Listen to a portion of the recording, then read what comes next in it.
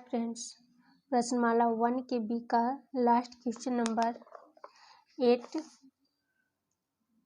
बचा हुआ है। इसे आज हम लोग हल करेंगे। ठीक है, देखिए 8 क्या है क्वेश्चन को देखिए।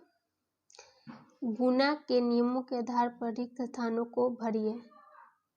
ठीक है, तो जैसे कि यहाँ पर गुणा संक्रिया के आधार पर इसको हल किए थे ना, वो यहाँ पर रिक्त स्थान को भरना है। देखिए क्वेश्चन को देखते हैं। है कि पहला है -31 गुने +4 बराबर +4 गुने खाली स्थान है यहाँ पर। ठीक है, तो यहाँ पर भरना है। तो देखिए तो -31 गुने +4 फिर +4 गुने, जैसे कि ऐसे रूप नहीं लग रहा है कि a गुने b बराबर b। अगर a31 को -31 को a माने +4 को b माने तो b की जगह पे यहाँ ऐसे b का +4 है तो यहाँ b लिख सकते हैं। b गुने इसका a का स्थान खाली है तो a का वैल्यू a किसको मान रहे हैं यहाँ पर 31 को, तो 31 यहाँ आ जाएगा। तो यहाँ पर लिख देंगे 31। किस आधार पर लिखें वो लिखना है यहाँ पर, तो क्रम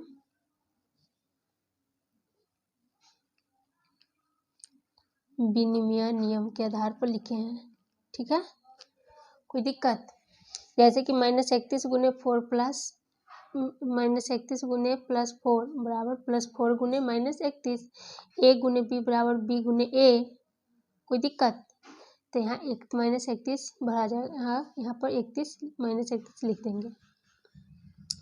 अब देखिए, अब है देखिए जिस तरफ का पूरा दिया हुआ रहेगा मान उसको पहले देखेंगे तो फिर हमको समझ में आ जाएगा कि इस किस आधार पर इसको इस खाली स्थान को फिल करना है। ठीक है, तो देखिए तो इसका दायां साइड पूरा दिया हुआ है तो दायां साइड को देखिए किस रूप का है। देखिए +12 गुने +72 गुने -3। तो यहाँ पर देख रहे हैं कि एक जो +12 है उसको अलग रखा गया है और दो संख्याओं को पहले गुणनफल किया गया है। तो किस रूप का है? साहचर्य रूप का है ना, 3 संख्याओं वाला। पहले एक को बाहर रखकर बाकी दो में गुणनफल करते हैं तो ये किस नियम के आधार पर है? साहचर्य नियम के आधार पर न है। तो इसी के अनुसार इसको अब भरना है। तो साहचर्य नियम में क्या हो जाएगा? तो यहाँ +12 दिया हुआ है। ठीक है, तो यहाँ पर जो छूटा हुआ उसको रिक्त स्थान को भरेंगे तो इसमें क्या छूटा हुआ है? -12 है ये है, इसमें -3 दिया हुआ है तो क्या छूटा हुआ है? 72। यही भरा जाएगा। ठीक है, तो जिस तरफ का पूरा वैल्यू दिया हुआ रहेगा, पूरा मान दिया हुआ रहेगा, उसको देखते हुए इसके आगे को उसी तरह से उसी के आधार पर भरना है। ठीक है, अब देखिए तो यहाँ पर आसानी से यहाँ इसका बायां पक्ष दिया हुआ था तो बायां पक्ष को देखिए उसके आधार पर दायां पक्ष को भर दिए यहाँ पर। इसी प्रकार इसका दायां पक्ष दिया हुआ था, दायां पक्ष को देखिए उसके अनुसार पता चला कि किस स्वरूप का है तो स्वरूप का नाम लिख दिए और उसके आधार पर इसके बाएं पक्ष को भर दिए। अब देखिए इसका भी दायां पक्ष दिया हुआ है पूरा, तो दायां पक्ष को देखेंगे तो देखिए +17 गुने -21 जोड़ +17 गुने +4। ठीक है, तो यहाँ पर क्या देख रहे हैं कि ये जो 17 वाली जो संख्या है तो ये दोनों का कॉमन वाली संख्या है, दोनों में है ना। तो यहाँ पर इस किस रूप का है? तो वितरण नियम के रूप में। वितरण नियम में ही होता है ना कि अगर क्या है a गुने b + c तो इसे लिख सकते हैं कि a गुने b जोड़ a गुने c। ठीक है, तो यही a तो भरना है यहाँ पर। तो a कौन संख्या होती है जो दोनों में हो? देखिए दोनों में है ना, इसमें दोनों में कौन संख्या है? 17 है ना, इसमें 17 के साथ -21 है, इसमें 17 के साथ +4 है, तो कॉमन कौन है? तो 17, इसको यहाँ लिख देंगे +17। आई बात समझ में? ठीक है, आशा करती हूँ कि आप लोग को समझ में आया होगा। आप देखिए, अब अगले एक्सरसाइज पर हम लोग चलते हैं। 1 का बी यहाँ पर समाप्त हो गया। 8 नंबर क्वेश्चन पर अब देखिए अगले प्रश्नमाला में चलते हैं। तो 1 का सी है, तो 1 का सी तो स्टार्ट करेंगे, लेकिन उससे पहले जो स्मरणीय तथ्य दिया हुआ है उस पर पहले ध्यान दे देते हैं, क्योंकि अगर इस पर पकड़ बन गई तो क्वेश्चन को हल करने में और समझने में आसानी होगी। देखिए,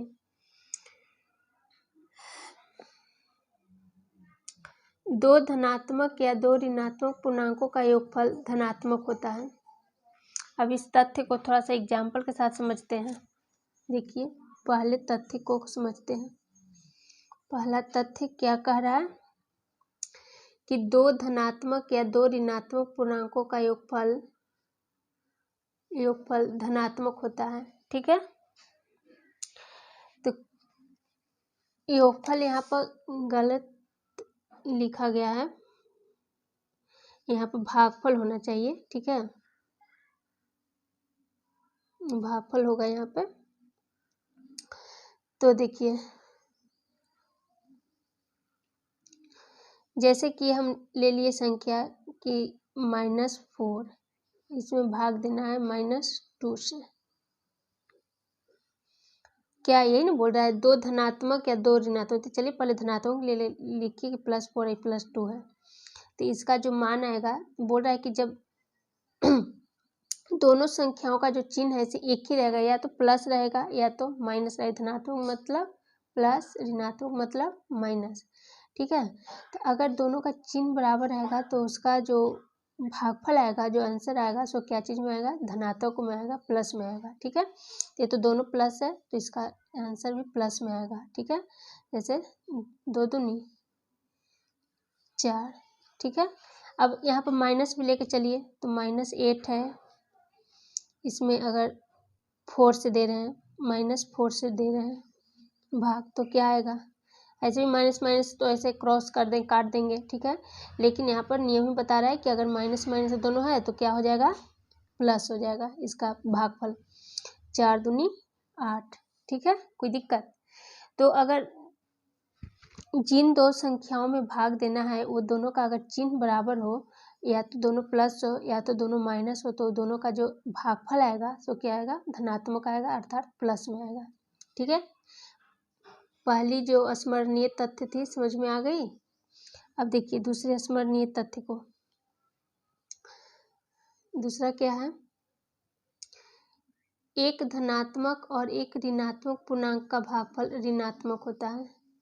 देखिए, अब यहाँ देखिए, पहले क्या हम लोग देखें कि अगर दोनों सेम चिन्ह होला है, दोनों इक्वल चिन्ह होला है, मतलब दोनों का चिन्ह बराबर है, तो उसका जो भागफल आएगा सो प्लस में आएगा, धनात्मक आएगा। लेकिन कह रहा है कि अगर एक प्लस हो या एक माइनस हो, अर्थात एक धनात्मक हो एक ऋणात्मक हो, तो उसका आंसर हमेशा ऋणात्मक होता है, अर्थात माइनस में होता है। जैसे कि देखिए, हम लोग लिख लिए +12, इसमें भाग दे दिए -3 से, तो इसका आंसर कंफर्म जान रहे कि चिन्ह क्या हो जाएगा, भागफल क्या, एक प्लस है एक माइनस है, तो इसका जो आंसर है उसमें आंसर में क्या चिन्ह लिखेंगे, माइनस ही लिखेंगे। ठीक है, 3 चौका 12 -4। अब जैसे मान लिया जाए कि ये 8 है, ये -2 है, फिर भी इसका क्या आएगा, माइनस आएगा। तो अगर चिन्ह सेम है तो धनात्मक आंसर भागफल आएगा, अगर चिन्ह अलग अलग है तो दोनों का जो भागफल आएगा सो ऋणात्मक आएगा। बस यही समझना है। तो 2 चौके 8। ठीक है, अब देखिए तीसरे नंबर वाले क्वेश्चन, तीसरे नंबर के तथ्य को समझिए। शून्य को एक शून्योत्तर पूर्णांक से भाग देने पर भागफल 0 होता है। ठीक है, शून्य को एक शून्योत्तर पूर्णांक से भाग देने पर भागफल 0 होता है। मतलब शून्य को, शून्योत्तर का मतलब होता है, आप लोग को शून्योत्तर का मतलब समझाती हूँ। शून्योत्तर का मतलब शून्य ना हो, शून्य से बड़ा हो। ठीक है, शून्य से बाद वाली संख्या, शून्य से बड़ी संख्या।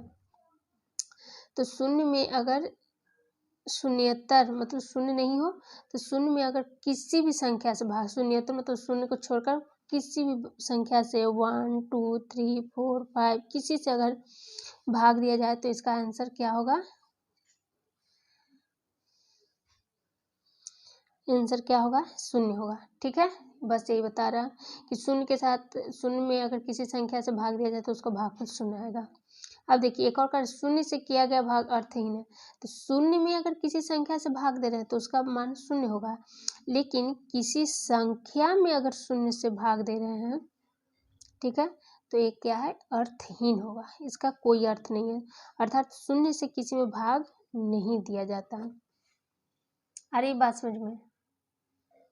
ठीक है, तो इसमें यही समझना है कि अगर जिन दो संख्याओं का भागफल निकालना है अर्थात भाग करना है, उसका अगर चिन्ह बराबर है, एक ही है, तो क्या होगा, या तो धनात्मक है या तो ऋणात्मक है, बराबर है तो उसका जो भागफल आएगा सो धनात्मक आएगा, प्लस में आएगा, और अगर दोनों के बीच चिन्हों का भिन्नता है तो उसका जो भागफल आएगा वो ऋणात्मक आएगा अर्थात माइनस आएगा। ठीक है, और तीसरी बात कि शून्य के साथ अगर किसी भी संख्या से अगर भाग देते हैं, शून्य में किसी संख्या से भाग देते हैं तो उसका भागफल हमेशा शून्य ही आता है। और चौथी बात है कि शून्य में किसी संख्या में शून्य से भाग देना अर्थहीन माना जाता है, मतलब उसका कोई मतलब ही नहीं है। ठीक है, तो चलिए अब चैप्टर पर चलते हैं। तो देखिए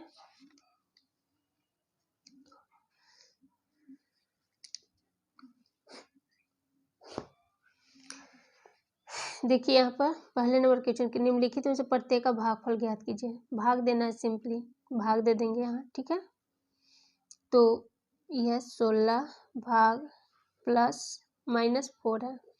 तो सबसे पहले इसका भागफल का जो चिन्ह है, तो आप लोग तो खुद ऐसे ही अब बता सकते हैं क्या हो जाएगा। एक इसके आगे कोई चिन्ह नहीं, 16 के आगे तो प्लस है और ये माइनस है, तो चिन्हों के बीच भिन्नताएं हैं, तो इसका क्या हो जाएगा, भागफल माइनस में ही आएगा। अब भाग दे के पता कर लेते हैं। 4 चौका ऐसे भाग दे दीजिए, 4 चौका 16 4। ठीक है, अब उसी प्रकार दूसरे नंबर की क्वेश्चन है -16 भाग 4।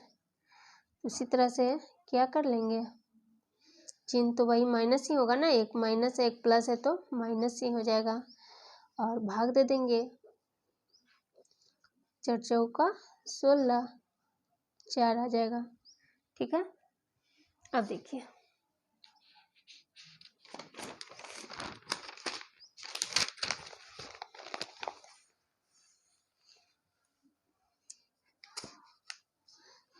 अब उसी तरह से तीसरे नंबर की क्वेश्चन है, क्या है, -16 भाग -4। अब इसका भी तो पहले तो इसका चिन्ह कंफर्म हो जाएगा ना, दोनों माइनस है तो प्लस हो जाएगा। अब अंक देखते हैं क्या आएगा, 4 आ गया। ठीक है, बताना आप लोग को यहाँ जरूरी इसलिए हम भाग दे के दिखा रहे हैं आप लोग को। ठीक है, अब देखिए चौथे नंबर के क्वेश्चन को देखिए, 64 भाग -16। तो पहले चिन्ह कंफर्म कीजिए, इसका प्लस माइनस तो चिन्ह हो जाएगा माइनस में ही। ठीक है, दोनों के बीच चिन्ह अलग अलग है। ठीक है, अब 16 से भाग देंगे 64 में, जो पीछे वाली संख्या रहती है वो भाजक रहती है और ये भाज्य होता है आगे वाला। ठीक है, तो 16 चौके 64।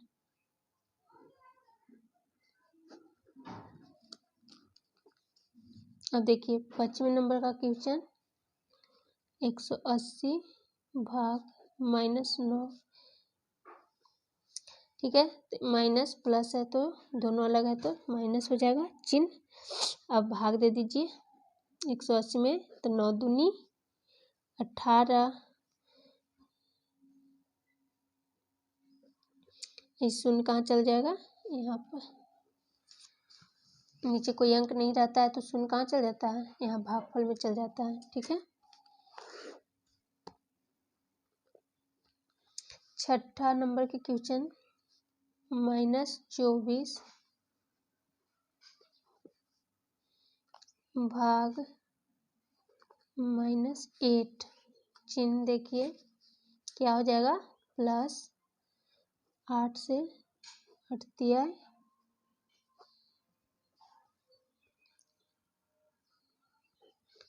7वां क्वेश्चन देखिए, 25 भागा -5, तो इसका चिन्ह हो जाएगा -5 से 625 में भाग दीजिए, 5 इकाई 5, ऊपर से उतरा 2, 5 दूनी 10, 2। आशा करती हूँ कि आप लोग को भाग हल करने में कोई दिक्कत नहीं होती होगी। ठीक है, देखिए आप ऊपर से उतारेंगे 5, तो 5 पच्चे 25। 7वें नंबर के क्वेश्चन को हल कर लिए। अब 8वें नंबर के क्वेश्चन देखिए, -1600 भाग +8, तो इसका तो माइनस में आएगा। देखिए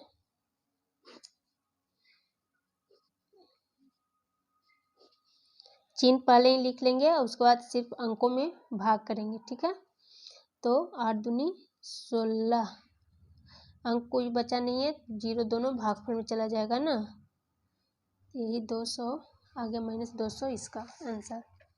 ठीक है,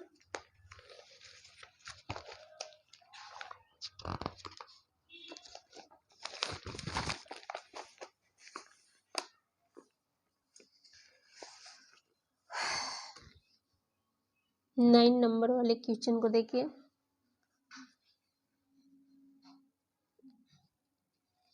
1728 भागा -1728,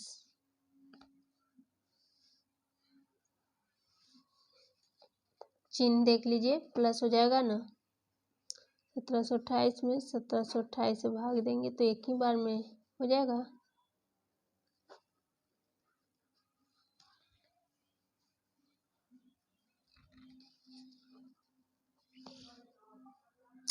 अब देखिए एक और क्वेश्चन है इसमें, 496 भाग -496, एक माइनस एक प्लस, तो माइनस यहाँ तो दिखा दीजिए, ऐसे तो आप लोग ऐसे भी समझ रहे हैं कि जो संख्या उसी में उससे ही भाग देना है, तो एक बार में ही हो जाएगा इसका। ठीक है,